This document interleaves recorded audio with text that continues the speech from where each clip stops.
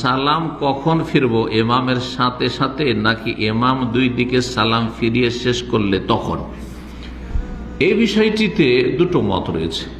যারা বলছে যে একটা সালাম ফরজ, একটা সালাম ফরজ, একমাত্র ইমাম আহমদ বিন হাম্বলের ফতোয়া, আর এই ফতোয়া অনেক আহলে হাদিস ওলামারাও দিচ্ছেন।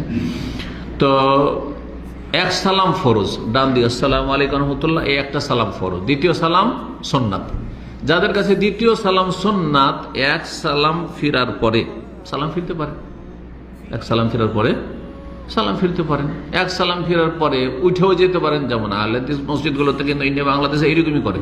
কি করে? আহলে হাদিস মসজিদে নামাজ পড়েছেন হানাফিদের মতো, ওরা একদিকে সালাম ফিরার সাথে কি করে, যদি কেউ মাসবুক থাকে এক রাকাত বাকি আছে সাথে সাথে উঠে যায়।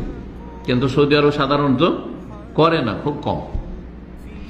এইরকমই সৌদি আরবে দুই দিকে সালাম কখন ফিরবো, ইমামের সাথে সাথে নাকি ইমাম দুই দিকে সালাম ফিরিয়ে শেষ করলে তখন? এই বিষয়টিতে দুটো মত রয়েছে। যারা বলছে যে একটা সালাম ফরজ, একটা সালাম ফরজ, একমাত্র ইমাম আহমদ বিন হাম্বলের ফতোয়া, আর এই ফতোয়া অনেক আহলে হাদিস ওলামারাও দিচ্ছেন।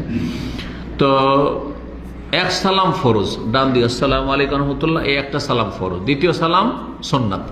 যাদের কাছে দ্বিতীয় সালাম সুন্নাত, এক সালাম ফিরার পরে সালাম ফিরতে পারে, এক সালাম ফিরার পরে সালাম ফিরতে পারেন, এক সালাম ফিরার পরে উঠেও যেতে পারেন। যেমন আহলে হাদিস মসজিদগুলোতে কিন্তু ইন্ডিয়া বাংলাদেশে এইরকমই করে। কি করে? আহলে হাদিস মসজিদে নামাজ পড়েছেন হানাফিদের মতো, ওরা একদিকে সালাম ফিরার সাথে কি করে, যদি কেউ মাসবুক থাকে এক রাকাত বাকি আছে সাথে সাথে উঠে যায়। কিন্তু সৌদি আরব সাধারণত করে না, খুব কম। এইরকমই সৌদি আরবে দুই দিকে